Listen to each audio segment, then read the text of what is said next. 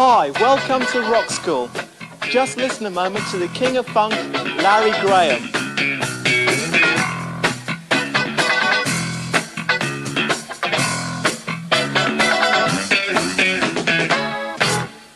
As bassist for Sly and the Family Stone in the 60s, and with his own group, Graham Central Station, Larry was an innovator in a style we now call funk. Along with Larry, we'll be talking to P-Funk all-star Bootsy Collins.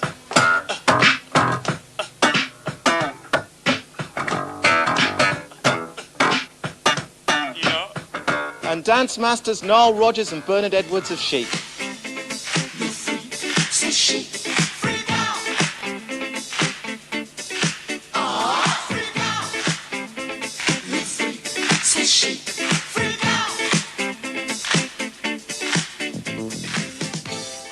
So, funk is dance music.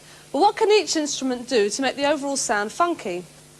A heavy downbeat is real important, especially when you're playing music to dance by. If you give them the heavy downbeat, then there's no way they're going to get lost.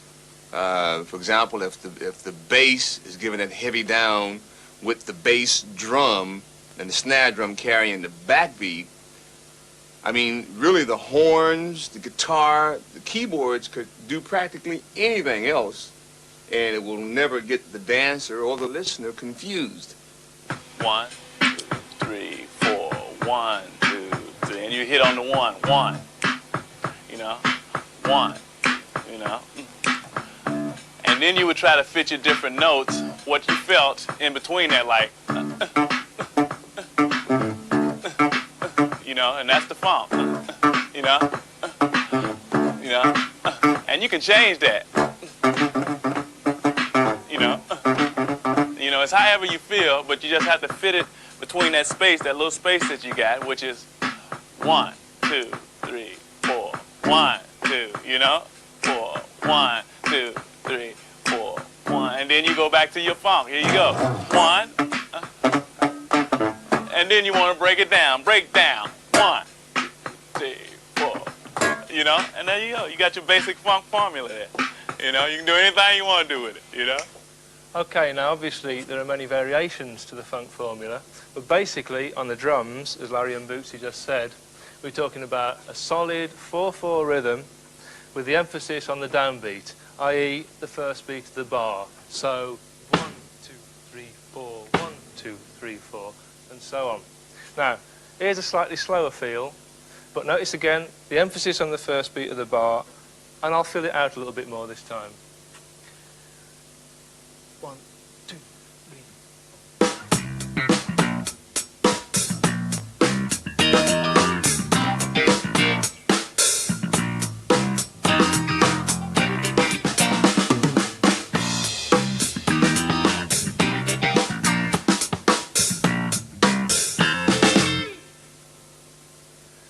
Okay, so I filled around a little bit more then, but the thing to remember is that this is dance music. Don't overdo it. If you're going to fill, just do it between changing sections.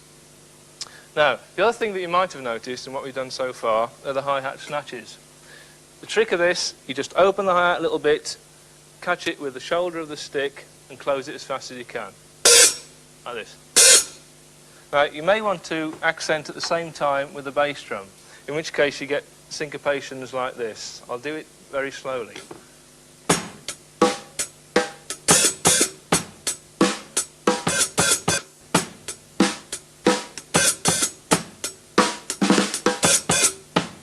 And so on. The other classic way is the disco hi-hat. This is easier. You just play 4 to the bar with the left foot, catch the hi-hat on the an of each beat. So 1, 2, 3, 4, and so on. You need a bit of independence to the right foot for this, so you can do this sort of rhythm.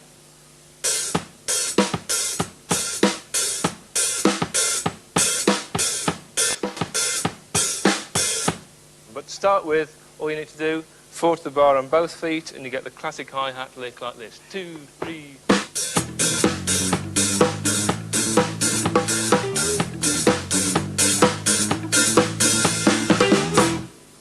So let's look more now at the guitar role in funk. In this type of music, the guitar has really developed as a rhythmic and percussive instrument. So the sound is usually quite light and crisp. You could try pushing the pickups out of phase, or using a phase pedal or chorus pedal to space the sound out. So here's the sound without any effects. Try the chorus. And of course, guitarists have developed their own individual styles of playing. Let's look now at Tony Maiden and Nile Rodgers. I use my index finger a lot, and along with, I use the pick occasionally, and combination with the thumb, you know, so it's like a,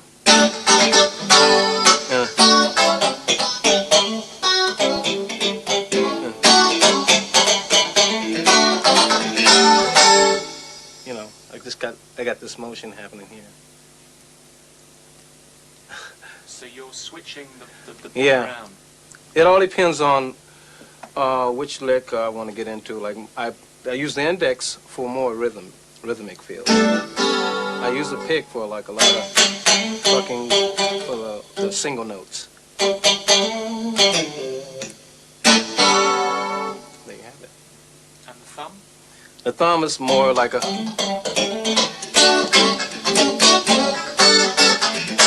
It's a combination of the thumb and index.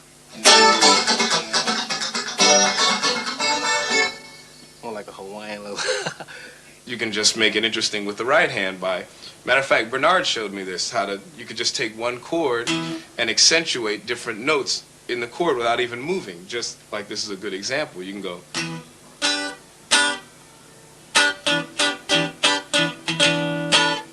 Whatever. Now, most of the time, I'm only playing 2 and 3 notes at a time, you're hearing. Which is just.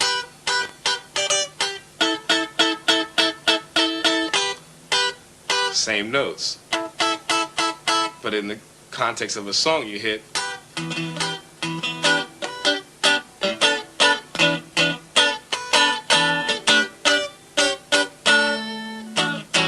It's a feeling thing, and you just practice over and over again, which is what I did. I used to just sit around and go, and then you just keep going, and just, you know, forever. So both those guitarists have got their own individual styles, but I'm going to show you 2 techniques which all guitarists will incorporate into their playing. The first one is often called the chop, and this produces quite a short chord sound. What you do is strike the strings with your right hand using either an upstroke or a downstroke like this. And with your left hand, obviously you fret the chord, but then bring your fingers up quickly so that they're resting on the strings and dampening the strings. So this cuts the chord sound short, something like this. I'm going to play 4 regular chop strokes to the bar, but then I'm going to switch the rhythm. So listen and see if you can spot what I'm doing.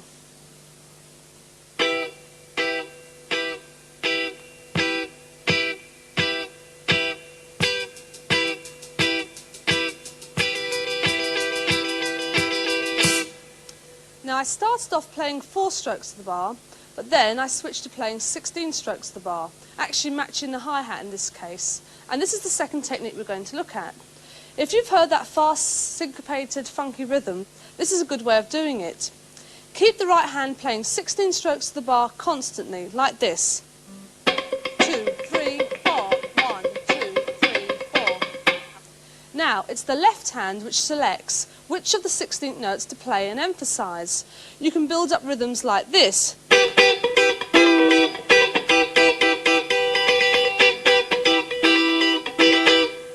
Now, you can practice these two techniques separately, but if you're in a band, you'll want to incorporate both the techniques into your playing. Now, I'm going to demonstrate using both of them. I'm going to use the chords of E minor and A7th. And you might have noticed that I'm just using the top strings. This produces a sharper sound, which is good for funk. And also, if you're just playing the top 3 strings, you've got much less distance to travel if you're playing fast rhythms.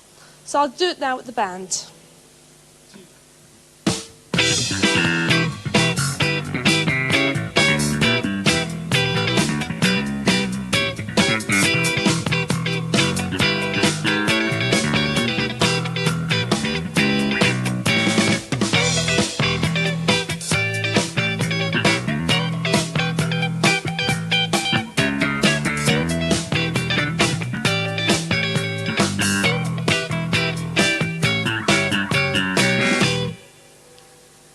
Doing at the end there was using chord inversions, which you'll remember is a way of playing the same chord in different positions. So E minor here and A7th. And using this technique, you can actually change around the melody of the chords as well as playing the rhythm at the same time. Now, we'll go on to look a little bit more at chords, because often in funk, you'll find that there are more jazzy sounding and complex chords used. Now, if you remember, in the series so far, we've looked at major triads, minor triads, and 7th chords. If you add on notes from the major and minor scales onto these chords, then you can actually build up more complex chords in each of these groups. Remember how the scale is numbered from 1 to 8? 1, 2, 3, 4, 5, 6, 7, 8. If the chords extend over the octave, the numbering will continue. 9, 10, 11, 12, 13, 14, 15. Of course, there's not time to look at all the chords you could form, so I'm just going to pick a couple to look at which are quite popular in funk. The first one is the minor 7th. This is a minor triad with a flattened 7th note added to it. I'm going to show you A minor 7th. First position, root note on the 6th string. So I'm going to bar across the 5th fret and add in this note here. This is an A minor 7th chord. The root note on the 6th string, and here's the flattened 7th note. There. Another position for this chord is with the root note on the 5th string. So I fret across at the 12th fret there with my first finger and add in these two notes here. Now here's the root note, the A, and here's the flattened 7th note, which in this case is a G note. Now then, this chord position is very good for funk because you can actually hammer on with these two notes and produce quite a percussive rhythm sound, something like this.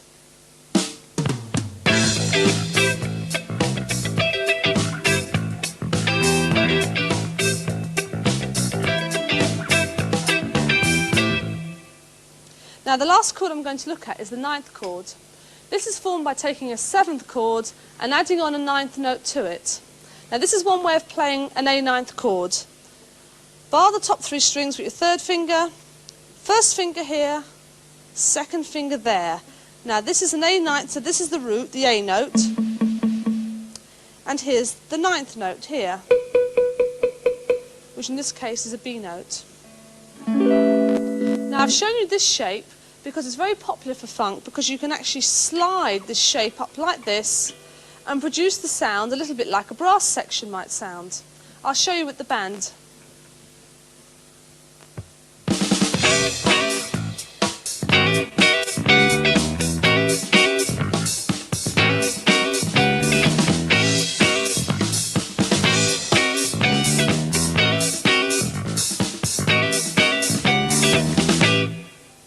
And my little finger was just adding on a 13th note there as well.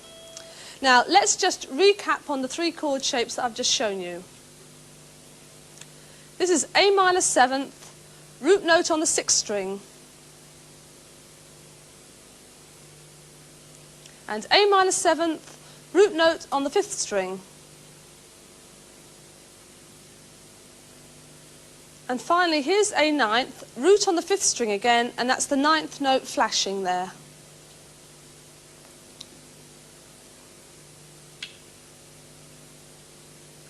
Now the last thing I'm going to look at is playing funky riffs. You might have heard me playing a couple during this program.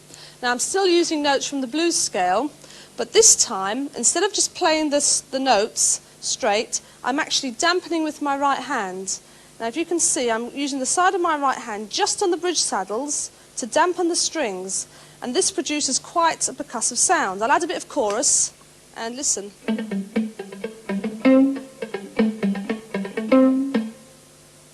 So this right hand damping is quite useful if you want to play funk riffs. In funk, the central instrument is the bass guitar because it provides melody as well as rhythm. Let's look at the left hand. First of all, hammering on. Hold the first finger down firmly and then hammer on with the third finger. It sounds like this. You can do the same thing with the second finger. It sounds like this. And pulling off, which is using the third finger to pull off the string, and you can do the same thing with the second as well. Here's the first one. Second one. And finally the third variation on that, which is called a fast trill. And here's a riff incorporating the fast trill. Another common feature of funk bass lines is the use of the octave, which looks like this. Now, the bass line is going to go E, and then a C sharp, which is the 6th, then D, which is the 7th, and then back to E, which is the root note again. And then I'm going to go and do a fast trill on a G note like this. It goes like this. 2, 3, 4.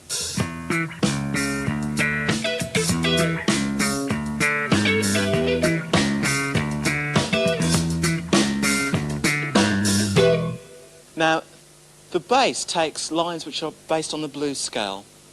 In E, that would be E, G, A, B, and D. I'm now going to play a riff just using the notes from the blues scale.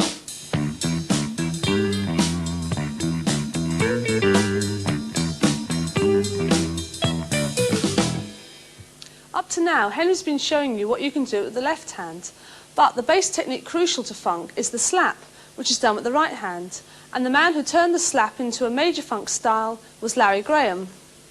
Actually, it started with Sly and the Family Stone. Before then, there really was no thumping, plucking, or syncopated bass style because I was the one that started doing it. But it wasn't popular before the first hit record. And the first time I got to thump on one of his records was a tune called Dance to the Music. And I got a chance to thump like this.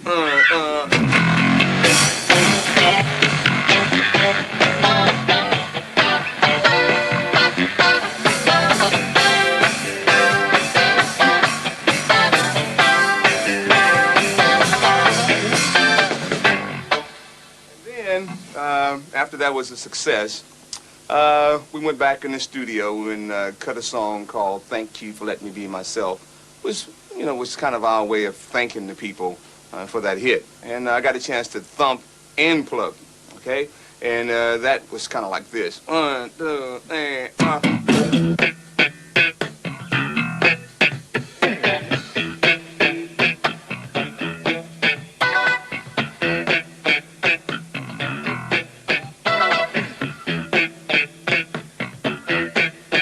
how the drum kind of like complements the bass lick. 3,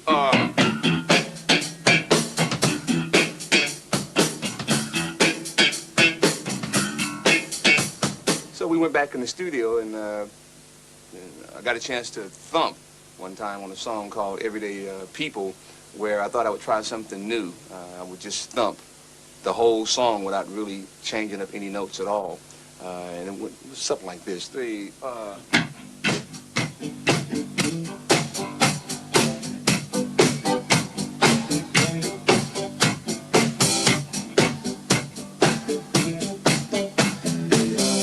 If you notice, the rhythm is really being carried by the bass, and then the drum really complements that again, just like in the other song, like just bass. And then the drums complementing it.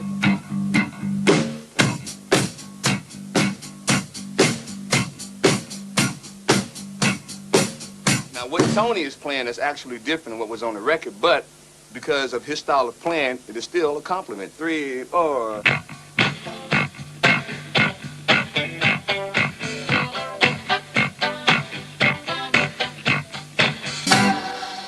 And there you have it.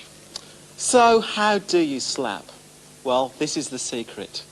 It comes from the thumb bone, the magical thumb bone. And what you do is you strike the string against the fingerboard and then move away, allowing the string to vibrate. Make sure that the movement is from the thumb and keep the wrist and forearm totally relaxed. You should hear a click followed by a clear bell-like tone. It would sound like this.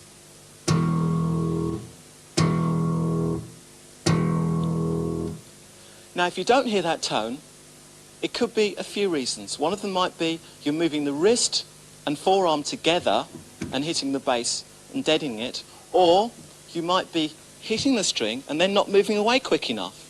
So a click like this. Now, the second part of the sound is to curl the first and second finger underneath the top string, like this, and then pluck away from the bass, making sure you don't move your hand away, like this. 1, 2, 1, 2, 1, 2. When you can do those two things, listen to bass drum patterns. Try and copy them with the thumb, like this.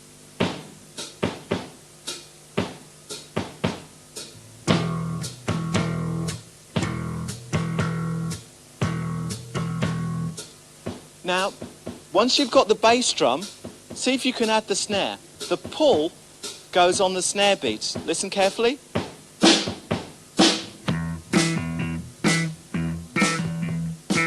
Now, once you can do that, try and do a fast trill or a hammer-on with the snare beat like this.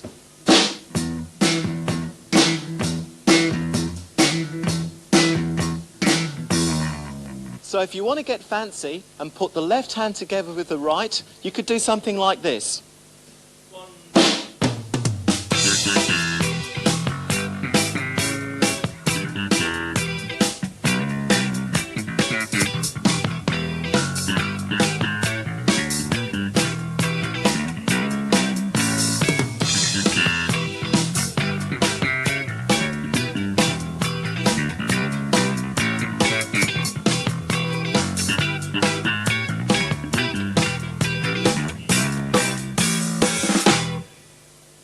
Now, we've only given you a basic outline in a music that's really strong on rhythm and rich in texture. Now, at best, it should be great to listen to dance to, and to play. Now, all we can do is try and point you in the right direction for your own sound. But remember, it's not so much the technique that matters as the feel. So take it from Bootsy.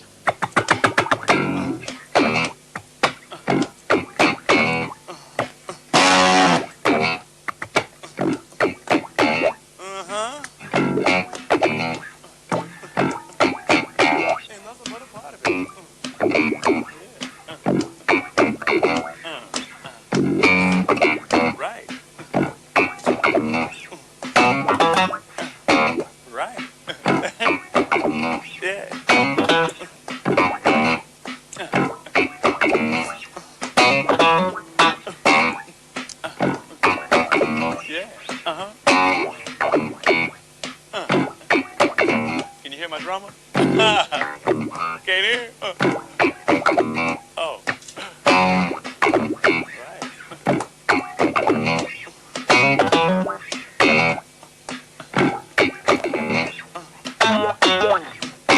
Right. One more time.